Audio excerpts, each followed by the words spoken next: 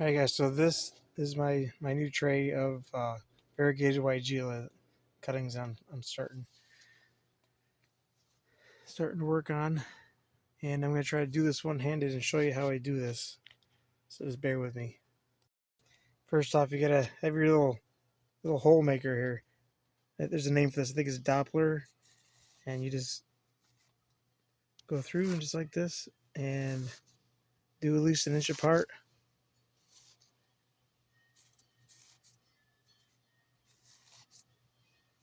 That way you have a hole to put the cuttings in. After that, here's what the cutting looks like. Now if you notice these buds right here and then these buds here, this particular plant you only need 2 sets to do. So you want to trim just below that node right there, because that's where the most undifferentiated cells are, and that's what causes the roots to grow.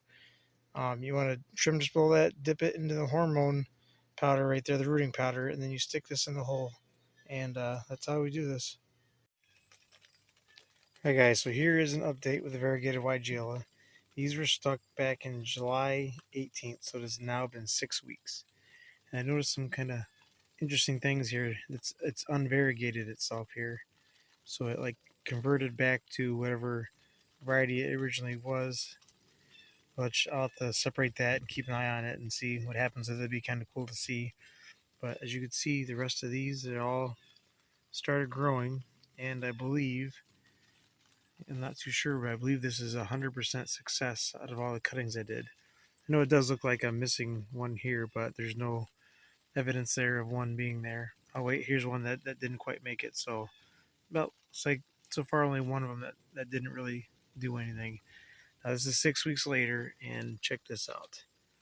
You see the signs of the roots starting to show through the side here, right up in there. So there's a lot of roots going on in there. This is after 6 weeks. There's more roots there, and then there's a little bit on the other side as well.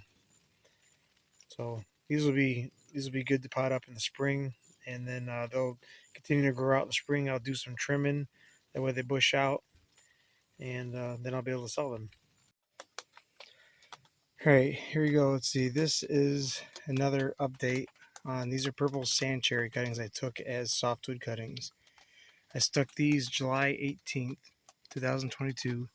As you can see, some of it, this is new growth here. Some of these have new growth right there.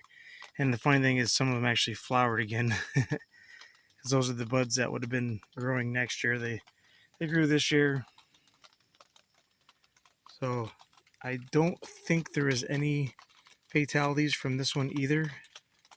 I could be wrong, because this one, I don't know if this one's dead or alive yet, but it looks like it's still okay. So far it looks to be 100% success rate. And then now I'll show you guys this right there. Oh, there we go. You can see all that purple roots. That's from the purple sand cherry. There's a lot of that going along through the bottom of that. I can't see it very well, but anyways, these are gonna root out just nice, and then I'll be able to pot these up in the spring, grow them out, and they'll be available to sell.